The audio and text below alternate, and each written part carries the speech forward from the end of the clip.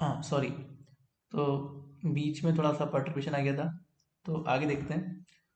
तो अगर चारों पार्टिकल 4m मास के होते हैं इस क्वेश्चन के अंदर, तो यहाँ पर क्या हो जाएगा हमारे पास, बेसिकली इस तरह की संभावना बन जाएगी एनर्जी की।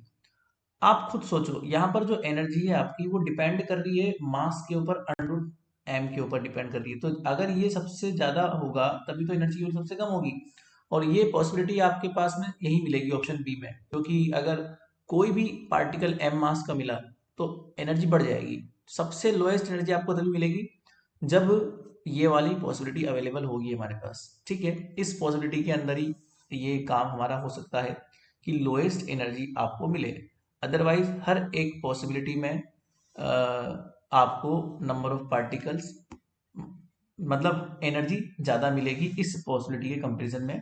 सो the answer will be option B. ठीक है, अब इसके बाद हम चलते हैं थोड़ा सा और आगे, और नेक्स्ट क्वेश्चन की ओर मूव ऑन करते हैं। ठीक है, अब जो नेक्स्ट क्वेश्चन मेरे पास है अवेलेबल, वो देखता हूं मैं कौन से एरिया से है। Okay, this is also from the quantum mechanics. So quantum mechanics से है अगला क्वेश्चन भी, इसको भी सॉल्व करते हैं फटाफट से 1D बॉक्स से। सो क्वेश्चन नंबर नेक्स्ट जो है, a quantum particle, a quantum particle in a 1D infinite potential well in finite potential well with with boundaries at 0 and a, at 0 and a, in perturbed by, is perturbed by, is, ये शायद question number 4 है, is perturbed by, is perturbed by adding, मतलब perturbation का question ही है ना, by adding h dash is equal to something like epsilon दिया हुआ है, डिराक डेल्टा मतलब डेल्टा फंक्शन दिया हुआ है, एक्स माइनस a/2। ठीक है, so to the initial Hamiltonian, to the initial Hamiltonian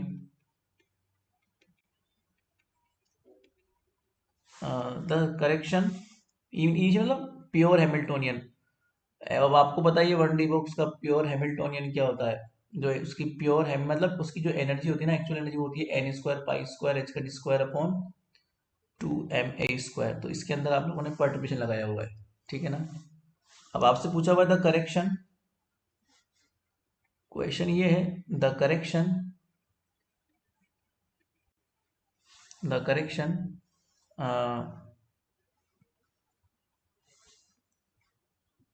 to the energies of the ground state, to the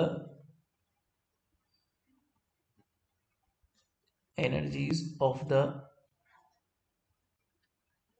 ground state and the first excited state, and the first excited state, है ना, ये पूछा हुआ है ना। बहुत सिंपल सवाल है, ऑप्शन नंबर ए है 0 and 0। मुझे क्या ये पता नहीं है ना एक्चुअली में कि ये कौन से सेक्शन में आया था ये क्वेश्चन।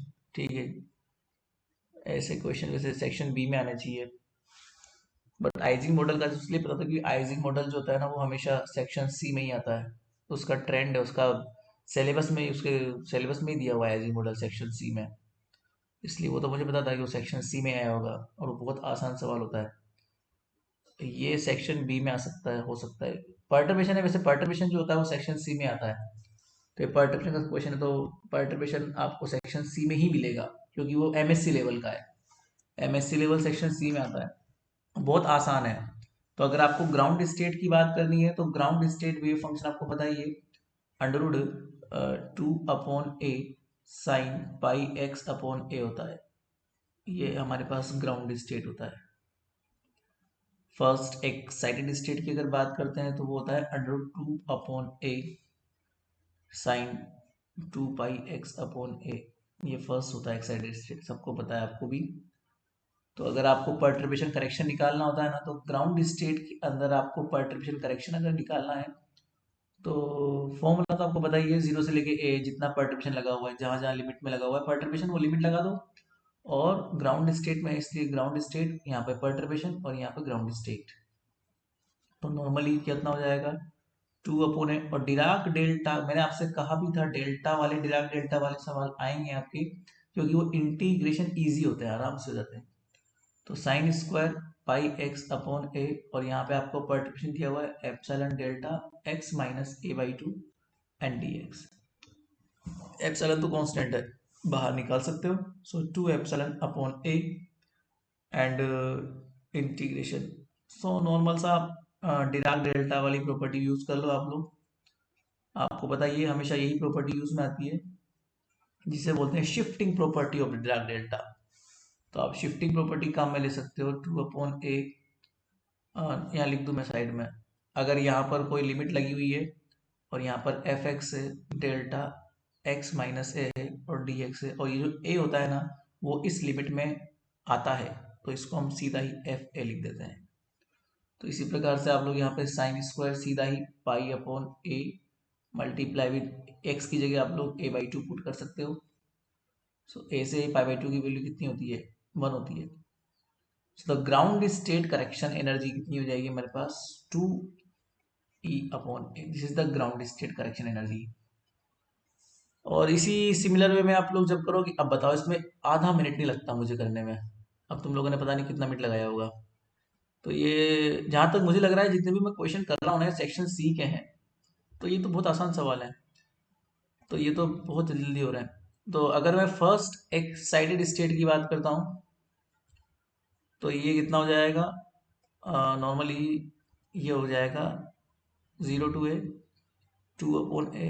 हमारे पास first excited state wave function कितना है, 2πx/a epsilon delta x minus π/2 and dx। So ultimately the answer will be 2 epsilon upon a and sine square 2 pi upon a multiply with π/2। So the answer will be a2, a गया, sorry यहाँ पर ये a है तो a/2, a से a गया, 2 से 2 गया, साइन पाई की वैल्यू 0 होता है तो 0 आ जाएगा।